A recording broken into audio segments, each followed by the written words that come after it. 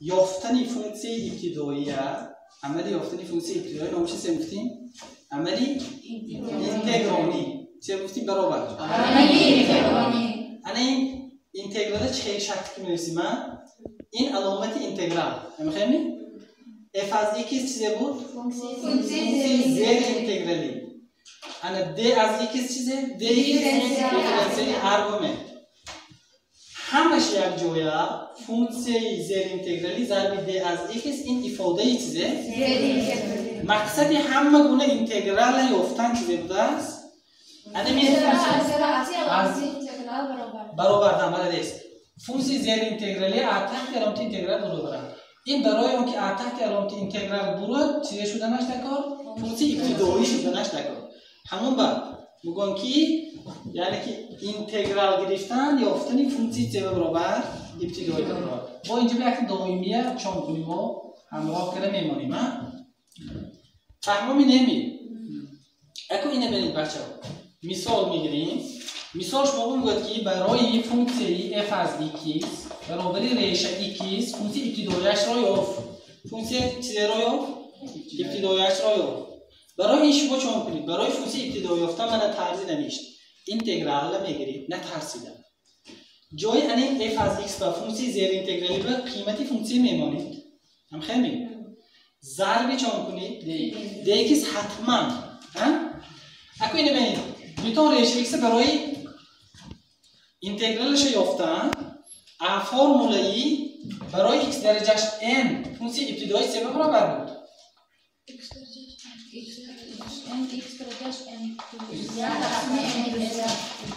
همین فرموله استفاده می‌کنیم. برای چی کار می‌کنیم؟ ریشه x به نمودی سه می‌نویسیم نشان دهنده. ریشه x نمود نشان دهنده بنویسیم سه میشه. x نشان دهنده چند؟ 1 2 1. انا اولا ما اینجاش بعد اینتگرالی x نشان دهنده چند؟ 1 2 1 dx هیچ وقت عدد نبره تا علامت اینتگرال آزاد شده نه. اینتگرال برود برابر اینتگرال dx هم سه میشه گم میشه. فهمیدیم این چیز؟ انا که این چه میشه این فرموله تطبیق کنیم تو نگه.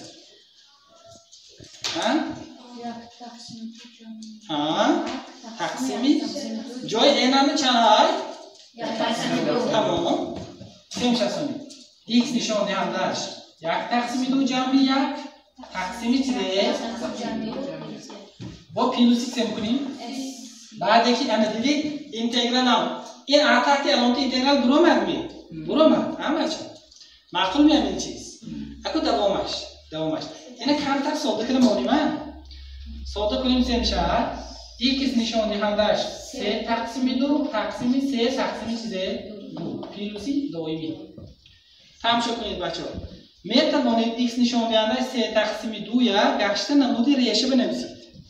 x نشان دهنده 3 تقسیم 2 نمود ریشه بنویسیم چه میشه؟ ریشه کوادراتی هم 2 نمی‌نویسیم که x نشان دهنده چند؟ 3 x همین چیز هم بفهمومی همین x درجه 3 ریشه کوادراتی میبرد می چه خیلی نمیبرد این تقریبا این خیلی نوشتن ممکن می x کوبه x کوادرات ضرب x نویسیم اجازه تایمی انا این x کوادرات ما درجه ریشه کی درجه ifade فونکسی تحت ریشه کی اخر شد کو این xش یک تا xش میبرد سن x سه میشه x نشان دهنده 3 تقسیم 2 چه برابر بود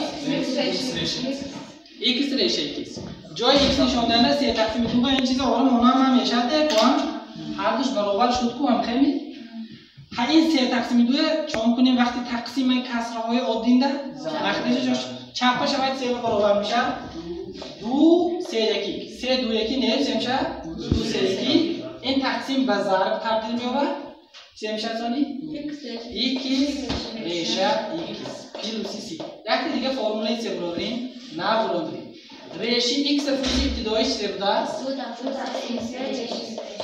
فهمی نمی بچه‌ها بیتون اکو همین چیزا نمود عمومیش بیابید نمود عمومیش اینه که شما یابید برای f از x برابر ریشه n x نشان دهندش m این چیز به فونکسی ابتدایی یابید ریشه میدید بذار یعنی n میگیم k گوییم چون که با فرمول مونده n های سونی کانالش نشود یعنی k گوییم و n گوییم x سم گوییم